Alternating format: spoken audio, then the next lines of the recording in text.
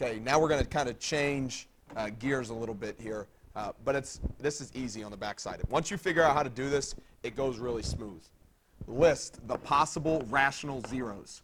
Okay, you just need to memorize this. Listing the possible rational zeros. That means P's and Q's. Okay, so we're going to have a P value for this problem, and we're going to have a Q problem for this value for this problem. When we talk about the letter P in a polynomial, it's weird, but it's going to be whatever number comes last in the problem. So in this case, it's 18. So my P for this problem is going to be 18. And then I'm going to list all of the numbers that multiply together to get me 18. So I've got to think in my head, what combinations multiply to get me 18?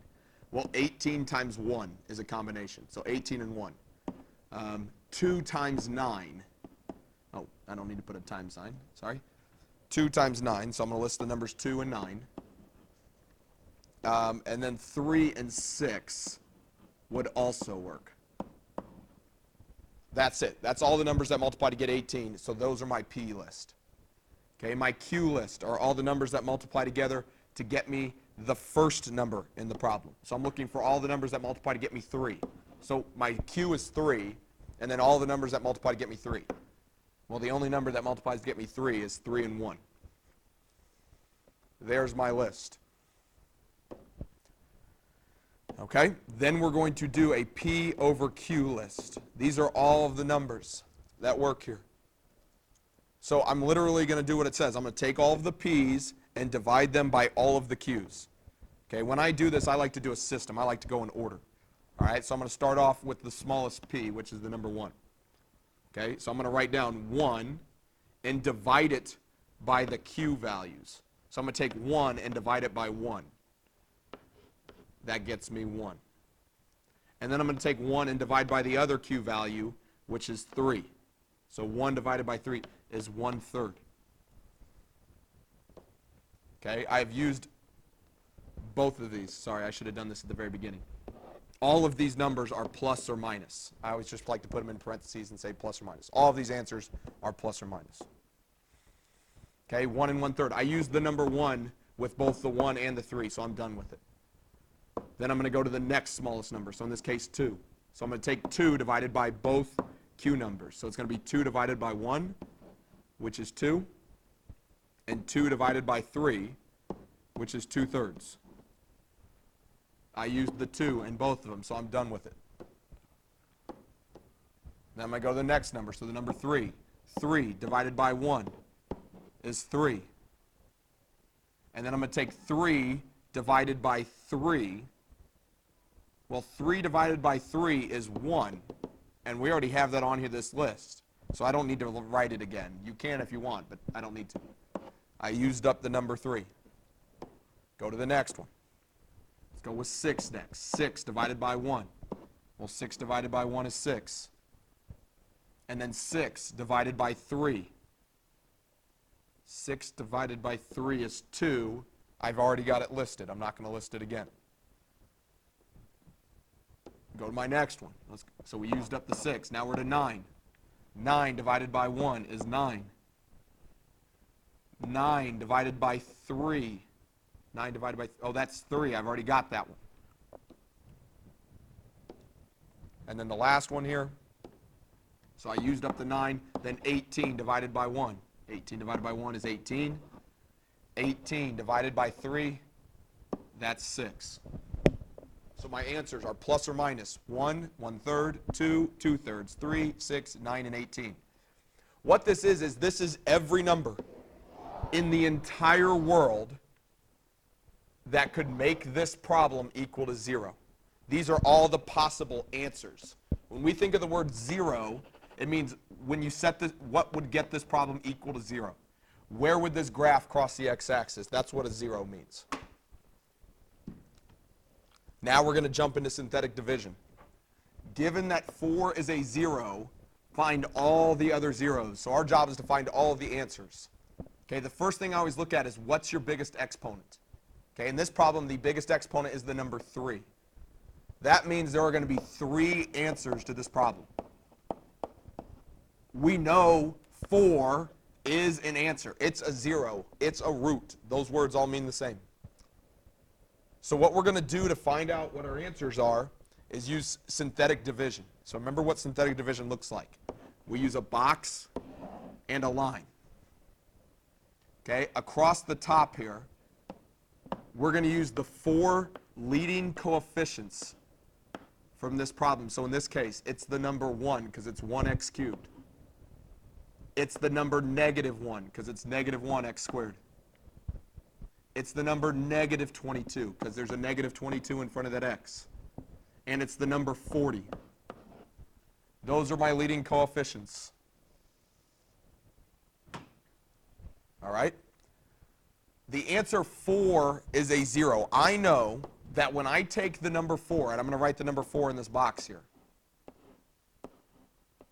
Okay, I'm going to put the number 4 in the box. When I do synthetic division, in the end, I am going to get 0 for my answer because it is a 0. Okay, I know that I'm going to get 0. That means when you get 0 in that last box, it means it's an answer. All right, then we're going to do synthetic division. Here's how synthetic division works. We're going to take the first number in this problem and drop it straight down. When it's on the bottom like that, we're going to multiply times whatever's in the box. So in this case, it's 4 times 1. That gets me 4. The two numbers are stacked, -1 and 4, so I'm going to add them together to get me 3. It's on bottom, so again, I'm going to multiply. 4 times 3, I'm going to write it up and to the right, I'm going to get the number 12. They're stacked, so I'm going to add. -22 plus 12 gets me -10. It's on bottom, so I'm going to multiply. 4 times -10 is -40. They're stacked, so I add, I get 0. Okay, I should have gotten 0. If for some reason I didn't get 0, I know I need to go back and fix it. All right, so now let's look at what we got. We knew there were going to be 3 answers. Okay, by getting 0 right here, that tells me that yes, 4 is one of my answers. It's a root. It's a 0. All right, but what I need to do is I need to find the other answers. Okay, it was an x cubed problem. Okay, and I took out one of the answers. Remember, x cubed meant there were 3. I know that this is an answer. So now what I'm left with down here is an equation with one less answer. Okay, instead of 1x cubed, this 1 right here represents 1x squared. Okay, 1 less than what I had. And then this 3 is plus 3x. And then this -10 is -10. So we just start with 1 less than whatever our exponent was, so x squared, and then decrease. From here, you need to factor. Okay, again, we know it's factoring because I've got an x squared, an x, and a number. So what two things multiply together to get me x squared? X and x. What two numbers multiply together to get me -10? Well, what numbers multiply to get me 10? 5 and 2. One of those numbers those two numbers need to add or subtract to get me 3. Well, I can do that. It would be a +5 and a -2, because 5 minus 2 gets me 3. 5 times -2 gets me -10.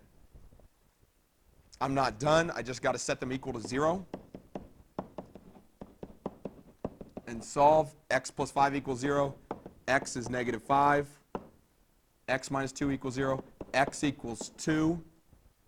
And don't forget about your other answer, the one from the very beginning. X also equals 4.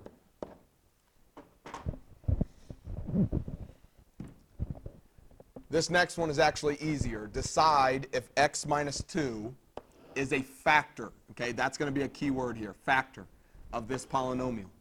Okay, deciding if something is a factor or if something is a root or a 0 is a very similar question.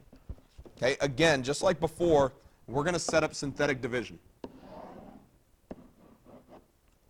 Our leading coefficients are going to go across the top. So 1, 3, -7, -10, -8. 1, 3, -7, -10, -8. Sorry, I got to adjust this down here. I didn't leave myself enough space.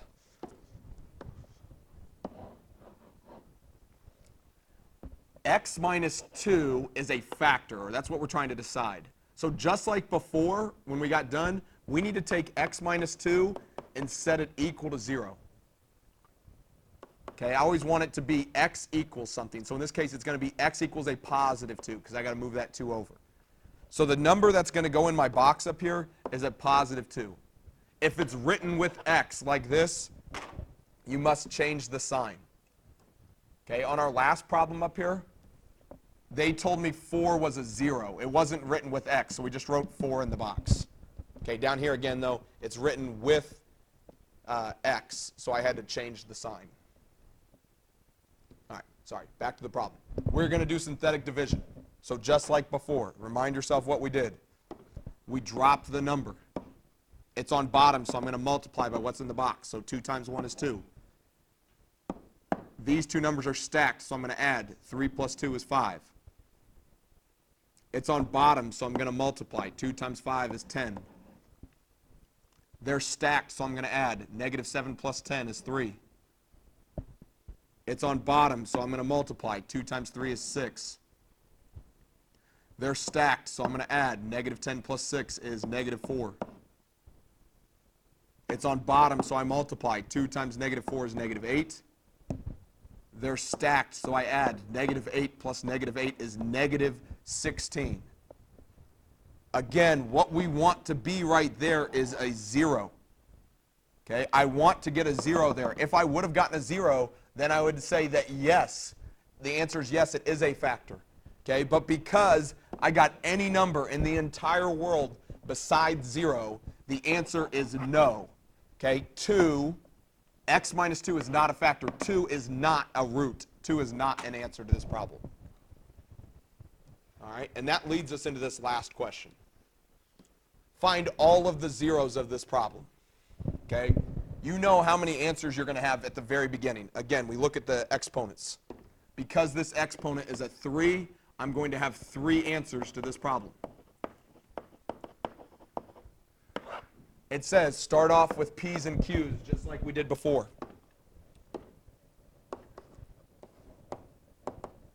Remember, p is whatever number comes last, so 15. And all the numbers in the world that multiply to get 15. Well, 15 and 1, 3 and 5. I think that's it. What numbers multiply to get q? Well, that's whatever number's in front. In this case, it's a 1. So I need to think about all the numbers in the world that multiply to get 1, just the number 1. And then just like before, we're going to make a p over q list.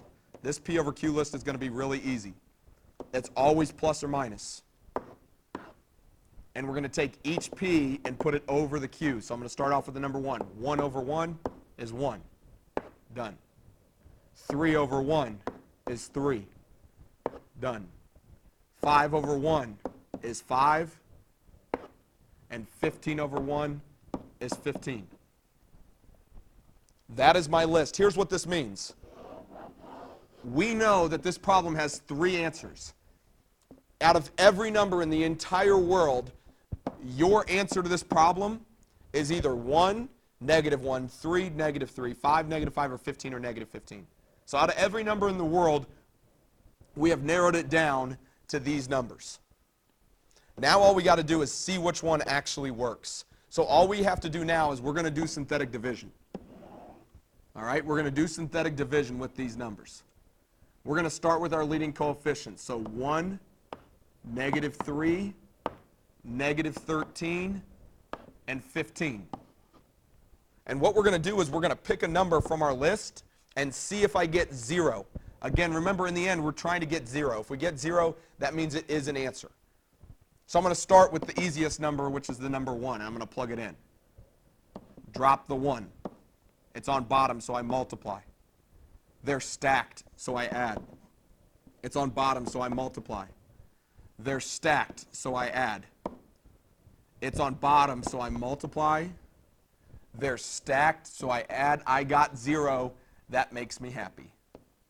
Okay? Because if I got 0, that means 1 is a 0. It's a root. It's a solution. All of those words mean the same thing. Okay, but it answers our question. We knew we were going to have 3 answers. I have found one of them. The number 1 is one of them. Okay? And if 1 would not have worked, if I would have plugged in 1 and gotten something different, I would have gone to the next number in my list, like -1, okay, or 3, or -3. I could have picked. I only have one of the answers. I'm supposed to have 3. So remember what we did before. Just like before, we need to factor what's left over. This was an x cubed problem, but we found one of the answers. So this 1 now represents 1x squared. And then this -2 represents -2x. And then that's just -15. So all we did again is we decreased the exponent by 1.